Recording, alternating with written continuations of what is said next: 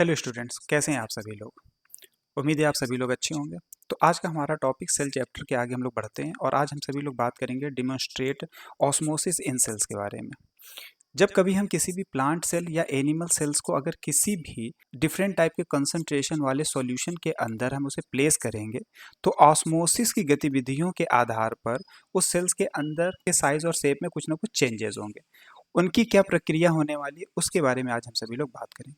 अच्छा, ये सॉल्यूशंस के बारे में हम सभी लोग जाने या सेल्स के बारे में हम लोग पहले जाने, तो इससे पहले थोड़ा सा हम लोग रिकैप कर लेते हैं। जैसे कि हम सभी लोगों को पता है कि जब लास्ट टाइम पे हम लोगों ने एक बीकर देखा हुआ था और इस बीकर के अंदर कुछ हमारे पास ड्रॉपलेट्स थे, तो कुछ हमारे पास ड्रॉपलेट्स ऐसे थे जो कि सॉल्यूट को रिप्रेजेंट कर रहे थे और कुछ हमारे पास ऐसे भी ड्रॉपलेट्स थे जो कि सॉल्यूशन को रिप्रेजेंट कर रहे थे। तो आप यहाँ पर देख सकते हैं कि एक हमारे पास ग्रीन कलर का है और एक हमारे पास ब्लैक कलर के कुछ ड्रॉपलेट्स हैं। तो इनमें ग्रीन कलर वाले को अगर हम सॉल्यूट और ब्लैक कलर वाले को सॉल्वेंट मान लें तो इन दोनों की जिस प्रकार की उपस्थिति होगी, यानी कि अगर सॉल्यूट कम और सॉल्वेंट ज़्यादा तो कैसा हमारा सॉल्यूशन होगा। सॉल्यूट कम है और सॉल्वेंट ज़्यादा है तो हमारा हाइपोटोनिक सॉल्यूशन हो जाएगा, और यहीं पर सॉल्यूट ज़्यादा और सॉल्वेंट कम हो जाएगा तो वहाँ पर हाइपरटोनिक सॉल्यूशन हो जाएगा।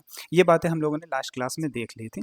तो आज हम सभी लोग बात करने वाले हैं कि different between diffusion and osmosis पहले देख लेते हैं। तो सबसे पहले हमारी बात आती है कि difference between diffusion and osmosis. Definition की बात करेंगे तो डिफ्यूजन के डिफिनेशन लास्ट टाइम पे देखा हम लोगों ने था कि movement of any particle from higher concentration to lower concentration, यानी कोई भी पार्टिकल हायर कंसंट्रेशन से लोअर कंसंट्रेशन की ओर मूव कर सकती है। ऑस्मोसिस से हम लोग क्या देखते हैं कि movement of water molecules from higher water concentration to lower water concentration through selective permeable membrane. यहाँ दो चीजें ध्यान रखने वाली बात है कि हायर वाटर कंसंट्रेशन मतलब सॉल्यूशन कैसा हो जाएगा, हाइपोटोनिक, वो किधर की ओर जा रहा है, लोअर वाटर कंसंट्रेशन की ओर, यानी कि हाइपरटोनिक की ओर जा रहा है। और दूसरी बात यह है कि सेलेक्टिव परमिएबल मेम्ब्रेन की अपीयरेंस बहुत ज़्यादा जरूरी होती है। सेकेंड पॉइंट पे आते हैं, पार्टिकल इन्वॉल्व की बात कर दें तो इसमें कोई भी पार्टिकल इन्वॉल्व हो सकता है, चाहे वो सॉल्यूट हो, गैसेज हो या कोई भी हो। यहाँ पर क्या ऑस्मोसिस में अगर हम लोग देखेंगे तो यहाँ केवल वाटर मॉलिक्यूल्स की इन्वॉल्वमेंट देखी जाती है। मीडियम की बात कर लें तो can occur in gas, liquid और सॉलिड, कैसा भी हो सकता है मीडियम हमारा। यहाँ क्या होगा, केवल और केवल लिक्विड मीडियम होगा क्योंकि वाटर है तो लिक्विड ही होना चाहिए।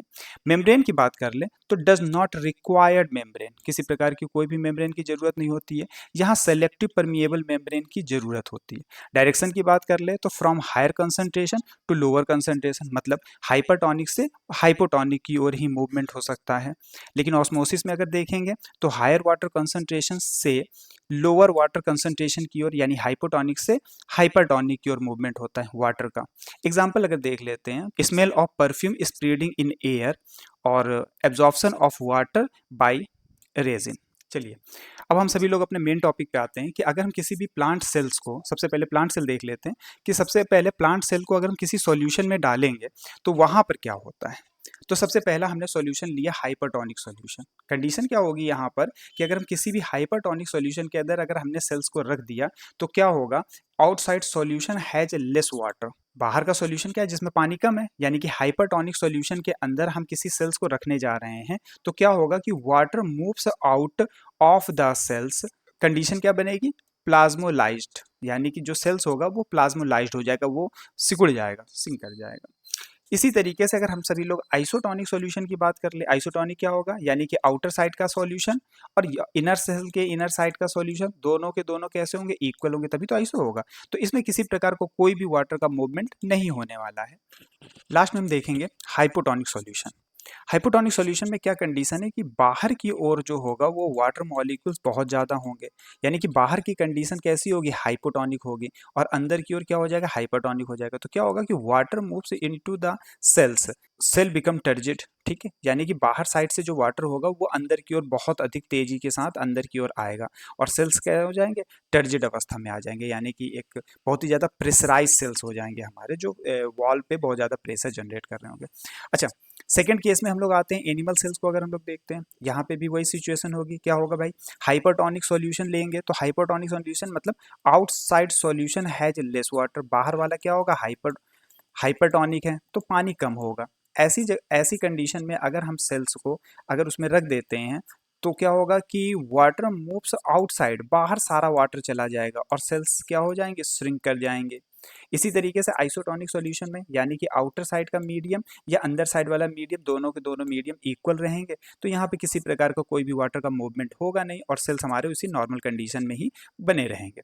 लेकिन अगर हम लास्ट कंडीशन में आते हैं कि हाइपोटोनिक सॉल्यूशन में आ जाते हैं, हाइपोटोनिक सॉल्यूशन फिर से वही बात कि बाहर साइड में क्या होगा, बहुत ज़्यादा पानी पाया जा रहा होगा और सेल्स के अंदर जो होंगे वो वाटर जो होंगे वो कम होंगे। तो क्या होगा यहाँ पर कि water moves into the cells, यानी कि बाहर साइड से वाटर फिर से अंदर की ओर जाएंगे और ये क्या करेंगे, यहाँ पर स्वाइल अप हो जाएंगे, एरो अंदर की ओर होना चाहिए था, तो यहाँ क्या हो जाएंगे, सेल्स जो होंगे वो स्वाइल अप हो जाएंगे एंड स्वाइल होते होते एक समय पर क्या हो जाएंगे, ये बस्ट कर जाएंगे। चलिए अब हम लोग कुछ समरी की बात कर लेते हैं। तो solution are important for life, हम सभी लोगों को पता है कि किसी भी सेल्स के अंदर जो भी साइटोप्लाज्म है वो सभी कहीं ना कहीं सोल्यूशन का ही काम कर रहे होते हैं।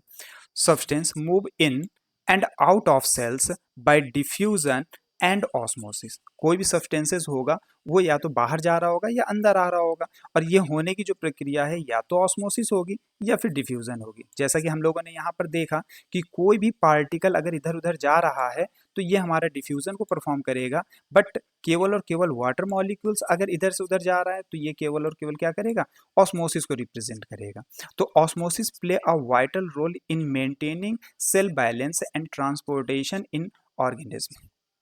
आई होप सो कि आज का लेक्चर आप सभी लोगों को अच्छा लगा होगा। वीडियो पसंद आ रही तो उसे लाइक करें, चैनल को सब्सक्राइब करें ताकि अगली जो भी वीडियो आए उसके लिए आप कंटिन्यू अपडेट रहें।